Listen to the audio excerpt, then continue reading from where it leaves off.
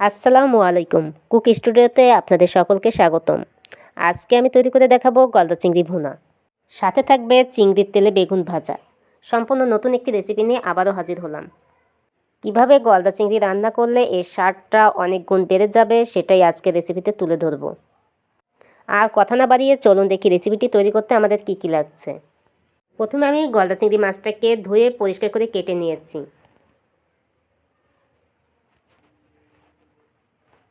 এরপর থাকছে বেগুন। আমি বেগুনটাকে কেটে পরিষ্কার করে ধুয়ে পানি ঝরিয়ে নিয়েছি। এরপর নিয়েছি পেঁয়াজ কুচি। আমি 6 থেকে 7টা পেঁয়াজ কুচি করে সেটা নিয়েছি। এরপর থাকছে গলদা চিংড়ির ঘিলু। আর এতে করে গলদা চিংড়ির রেসিপির টেস্টটা অনেক গুণ বেড়ে যাবে। এরপর থাকছে কাঁচামরিচ কুচি। আমি 5 থেকে 6টা কাঁচামরিচ কুচি করে সেটা নিয়েছি। সাথে থাকছে পেঁয়াজ, রসুন আর আদা বাটা। সবগুলো উপকরণ একসঙ্গে বেটে নিয়েছি, পেঁয়াজ, রসুন আর আদা। প্রথমে আমি চিংড়ি মাছটাকে ভেজে নেব। এর জন্য দিয়ে দিচ্ছি হলুদ গুঁড়া। আমি এখানে হাফ চা চামচ পরিমাণ হলুদ গুঁড়া দিয়ে দিচ্ছি।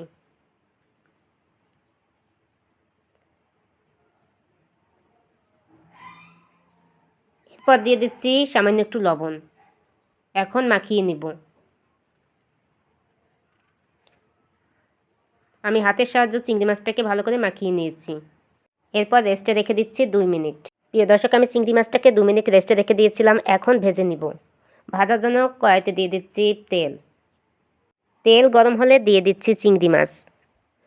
প্রিয় দর্শক, আমি আপনাদের সাথে একটি টিপস শেয়ার করছি। সেটি হচ্ছে চিংড়ি মাছগুলো 30 সেকেন্ডের বেশি ভাজা যাবে না। এক পাশ ভাজা হয়ে গেলে অপর পাশটা উল্টে দিয়ে 2 পাশ এভাবে ভেজে নিব। এক পাশ ভাজার জন্য 15 সেকেন্ড নিতে হবে। বেশি সময় নিয়ে ভাজা যাবে না, তাহলে চিংড়ি মাছটা শক্ত হয়ে যাবে। 15 সেকেন্ড পরে যখন চিংড়ি মাছের এক পাশ ভাজা হয়ে যাবে তখন অপর পাশটা উল্টে দিয়ে এভাবে ভেজে নিব 15 সেকেন্ড। চিংড়ি মাছটা বেশি সময় নিয়ে ভাজলে শক্ত হয়ে যাবে, তাহলে খেতে ভালো লাগবে না।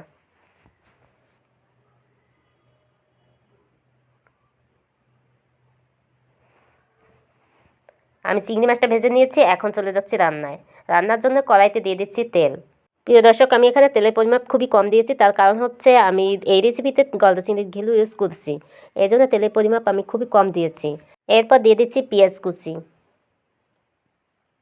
এখন পেঁয়াজটা একটু ভেজে নিব। পেঁয়াজটা হালকা ভেজে নিয়ে এরপর দিয়ে দিচ্ছি কাঁচামরিচ কুচি।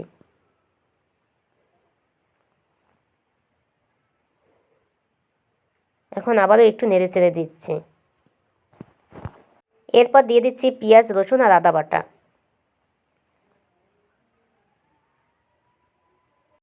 সব কিছু একসঙ্গে নেড়ে চেড়ে আবারও একটু ভেজে নিব। সব কিছু একসঙ্গে 2 মিনিট ভেজে নিয়েছি। এখন দিয়ে দিচ্ছি গলদা চিংড়ির ঘিলু। আমি এখানে 100 গ্রাম পরিমাণ গলদা চিংড়ির ঘিলু নিয়েছি। এখন দিয়ে দিচ্ছি। প্রিয় দর্শক, দেখতেই পাচ্ছেন গলদা চিংড়ির ঘিলু থেকে কতটা পরিমাণ তেল বের হয়েছে। এখন নেড়েচেড়ে ভালো করে ঘিলুটা ভেজে নিব, আর এতে করে খেতে ভালো লাগবে।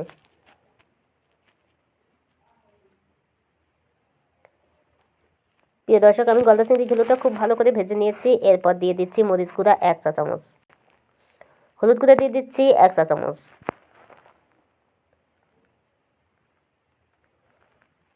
লবণ দিয়ে দিচ্ছি স্বাদ মতো।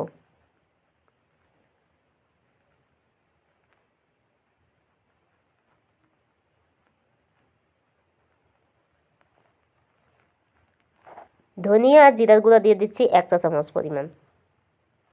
এখন অনবরত নেড়ে চেড়ে আবারও কষিয়ে নেব।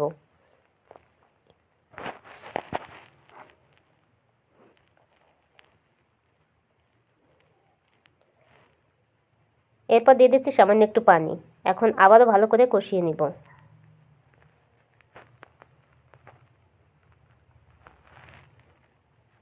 ভালো করে কষিয়ে নেওয়া হয়ে গেলে এই পর্যায়ে দিয়ে দিচ্ছি গলদা চিংড়ি মাছটাকে। আমি এক এক করে গলদা চিংড়ি মাছগুলো দিয়ে দিচ্ছি। এখন ঢাকনা দিয়ে ঢেকে আরও কিছুক্ষণ কষিয়ে নিচ্ছি। ফাইনালি আমি 2 মিনিট পর ঢাকনা খুলে আমি আবারও ভালো করে একটু কষিয়ে নেব। আর এখন মাছটাকে উল্টিয়ে দিচ্ছি।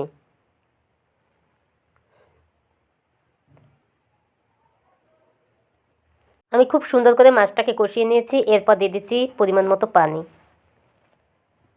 এখন আবারও একটু নেড়ে চেড়ে দিচ্ছি।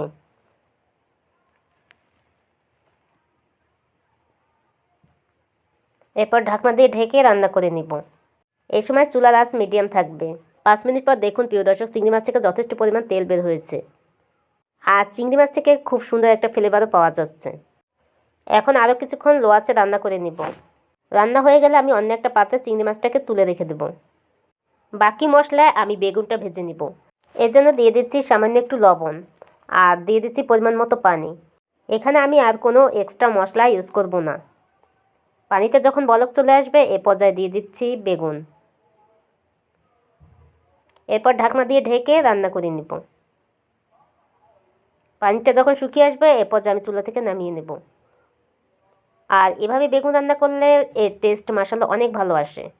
একবার হলেও ট্রাই করতে পারেন, অসম্ভব মজার এই রেসিপিটি। আশা করছি ভালো লাগবে। দেখতে যতটা লোভনীয়, খেতে মাশাআল্লাহ অনেক ভালো। প্রিয় দর্শক, রেসিপিটি ট্রাই করলে অবশ্যই জানাবেন। কোনো প্রশ্ন থাকলে কমেন্টে লিখতে পারেন, আমি সব কমেন্ট পড়ি ও রিপ্লাই দেওয়ার চেষ্টা করি।